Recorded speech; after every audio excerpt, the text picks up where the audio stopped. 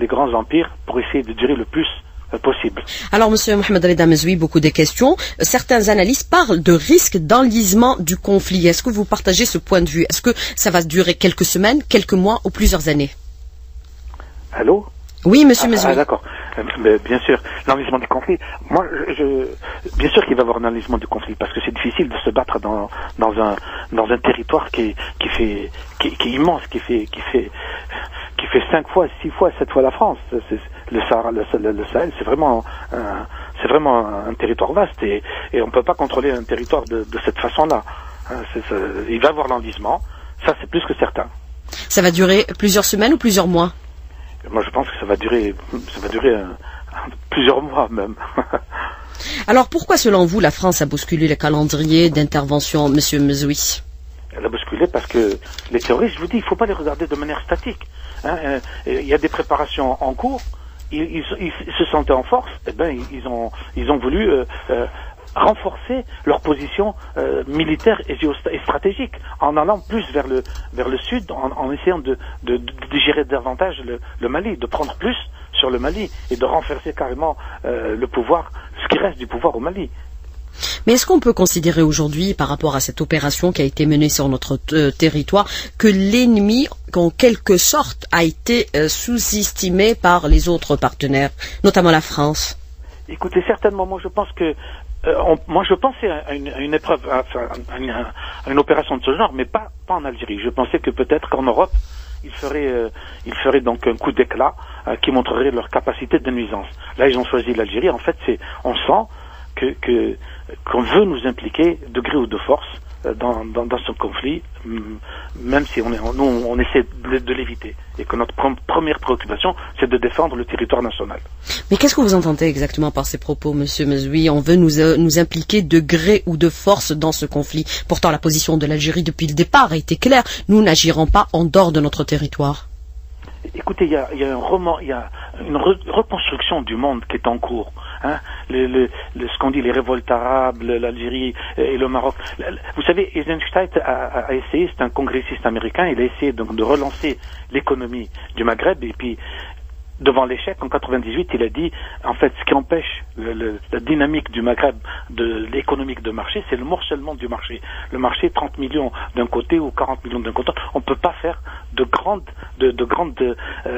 économies. C'est-à-dire, si on veut lancer une industrie automobile, 40 millions de personnes, 40 millions, un marché de 40 millions, c'est insuffisant. Il faut le marché de 100 millions. Il y a donc la potentialité économique, les ressources, ils existent, les clients existent, et on peut lancer une économie du Maghreb. Il faut qu'il y ait le Grand Maghreb. En fait, la solution, c'est vraiment faire que le Grand Maghreb se fasse. Alors aujourd'hui, on parle beaucoup plus pour certains analystes de la France-Afrique. Est-ce que vous pensez que des intérêts autres que sécuritaires ont motivé l'intervention française, puisque même dans l'opposition française, on relève et critique un peu le rôle de gendarme de la France en Afrique? C'est clair. La politique et le concentré de la politique, c'est l'économie, ou l'économie est le concentré du politique. C'est clair que la France a des intérêts à défendre, d'autant plus qu'il y a d'autres acteurs qui apparaissent donc en Afrique et notamment les Chinois, les Russes. Il y a beaucoup donc d'acteurs qui commencent à apparaître, les États-Unis et le territoire africain. C'est la boîte de Pandore. C'est un territoire sous-exploité, plein de richesses, encore qui peut donner énormément. D'ailleurs, l'économie du XXe siècle, ça va être l'Afrique. C'est l'Afrique qui va être un pôle de développement vu les ressources qu'elle recherche, qu'elle recèle. Mais justement, comment? Déjà, donc, il faut remodeler les frontières. Les frontières ne sont pas. Il faut déjà construire les grandes. Maintenant, regardez l'Europe. Ils ont très bien qu'ils ne pouvaient plus survivre en tant que quantité étatique éparpillée. Il fallait à tout prix construire un État, un marché. Donc il y a le marché maghrébin, il y a le marché africain, il y a le NEPAD qu'on peut développer. Voilà, l'idée du NEPAD est merveilleuse. Le grand marché africain, donc le grand centre de développement africain, ça c'est une idée algérienne. Et ça, le NEPAD, il faut qu'il soit une initiative des Africains. Et là, je pense qu'il y a des luttes pour la présence en Afrique qui vont s'intensifier et qui va faire que s'intensifier et s'approfondir, qui vont faire que qui va avoir l'hégémonie de l'économie en Afrique. Alors, autre soutien logistique, pensez-vous, Monsieur Mezoui, que la France va avoir un renfort militaire d'autres pays? Alors voilà, donc le problème des guerres, c'est les finances. Alors, vous savez très bien que aux États-Unis, on peut pas faire, on peut rien faire, on peut pas faire donc une guerre si on n'a pas l'aval du Congrès. Et le Congrès, c'est lui qui débloque les finances. Alors là, c'est un problème. L'Europe est en crise économique, donc il faut qu'elle trouve un sponsor. Apparemment, donc les déplacements de Hollande au Qatar, les déplacements de Hollande actuellement, il faut les lire de façon très approfondie parce que c'est une recherche. Donc la guerre coûte cher. Chaque minute de guerre a un prix, et c'est un prix que l'économie européenne et française n'a pas besoin actuellement. Mais justement, est-ce qu'on peut penser par vos propos et vos déclarations à l'instant que tout ça a été préparé bien à l'avance? Écoutez, la crise, regardez, la crise, elle est d'abord, vous voyez donc le développement humain, la crise, elle est latente depuis longtemps. La pauvreté, le développement humain, les richesses qui existent. Vous savez que la France a choisi donc le développement énergétique par le nucléaire, et les ressources nucléaires, l'uranium, ben c'est le Mali, le Tchad, les ressources sont là-bas. Les ressources sont là-bas. Donc c'est vraiment une imposition pour la France. C'est-à-dire si elle veut continuer à recevoir, à pouvoir avoir ses approvisionnements en uranium et en autres matériaux rares, il faut qu'elle soit présente, et en sa présence lui permet d'être avantagée par rapport aux autres acteurs qui se bousculent au portillon. Mais justement, par rapport à ces intérêts économiques dont vous parlez, Monsieur Mezoui, pourquoi d'autres pays ne se sont pas impliqués directement et frontalement dans ce conflit, hormis la France, bien sûr? Les Américains ont jusque-là appuyé la position algérienne, c'est-à-dire pour une solution négociée.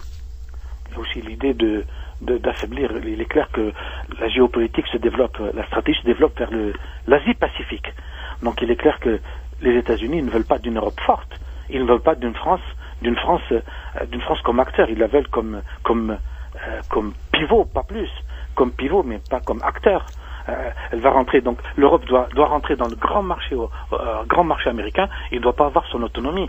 Le grand marché européen et américain, américo-européen, c'est pour faire face au véritable défi qui va se poser pour le 21e siècle, c'est l'Asie-Pacifique, le développement de l'Asie-Pacifique, et comment demeurer acteur dans le monde. Alors aujourd'hui, les conséquences, c'est un peu de fragiliser la région. Comment éviter que ce conflit ne s'étende vers d'autres pays, ne touche que toute la région et déstabilise toute la région? Monsieur Mezoui, comment faire aujourd'hui? Alors là, vous me posez une question difficile, parce que il faut avoir beaucoup de données pour voir comment on peut placer le pulse. Le plus, bien sûr, il y a le développement, il faut relancer l'économie, relancer le NEPAD. Bien sûr, il faut neutraliser ces extrémistes, parce que c'est clair que on n'arrivera à rien tant qu'il y aura ces perturbateurs. Mais il faut des plans de relance de manière conséquente. C'est d'abord l'économie, ensuite bien sûr il faut relancer la bonne gouvernance, l'état de droit, et les solutions existent, la bonne gouvernance, les solutions existent. Bon, il faut les appliquer. Est-ce qu'on a la volonté de les appliquer aussi? Est-ce qu'on n'a pas intérêt à ce qu'il y ait de la crise pour se positionner? Mais la diplomatie a-t-elle aujourd'hui des chances de trouver une solution négociée à ce conflit, puisque vous avez déclaré au début de cette émission, que la meilleure position c'était celle de l'Algérie, c'est-à-dire de favoriser le dialogue intermalien? Alors, favoriser le dialogue, ça ne veut pas dire pas utiliser d'autres moyens. Il y a d'autres moyens aussi à utiliser. On doit chaque fois réévaluer sa position. Maintenant, est-ce qu'il faut réévaluer la position de l'Algérie? Oui, peut-être. Comment l'Algérie doit réagir? Elle doit montrer qu'elle est ferme et qu'elle maîtrise bien son territoire. Déjà ça. Et que on va pas être impliqué à nos dépens. On va pas être impliqué de force dans une situation. Et quel est le rôle que nous allons jouer? Donc, moi, je pense qu'il faut revenir à l'Union africaine et trouver la bonne solution africaine pour ce problème.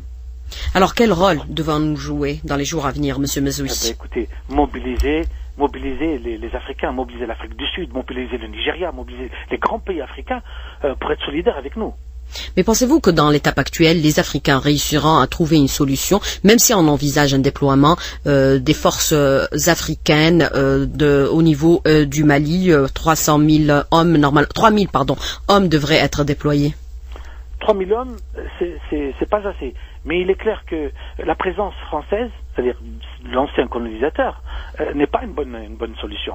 Hein, il y a toujours des réminiscences historiques qui fait que malsaines d'ailleurs, qui fait c'est difficile d'accepter un étranger présent chez soi, notamment un ancien colonisateur. Donc il faut à tout prix remplacer donc cette présence française par des troupes de la région. Mais vous dites l'ancien colonisateur n'est pas la solution. Qu'entendez-vous exactement par ces propos? Pour être un peu plus explicite, Monsieur Mezoui, pouvez nous expliquer? Je peux vous dire, écoutez, la France, c'était l'ancien colonisateur. Donc on peut pas accepter, je sais pas, moi je verrais très mal les Français venir intervenir chez nous, par exemple. Même si j'accepterais leur aide économique ou logistique, mais je ne verrais pas des soldats français en Algérie, ça rappelle tout de suite de mauvais souvenirs. Monsieur Mohamed Reda Mezoui, merci d'avoir répondu à nos questions et d'avoir été en direct avec nous ce matin au téléphone. Merci beaucoup, Monsieur Mezoui. C'est moi qui vous remercie. Merci, au revoir, bonne journée. Au revoir.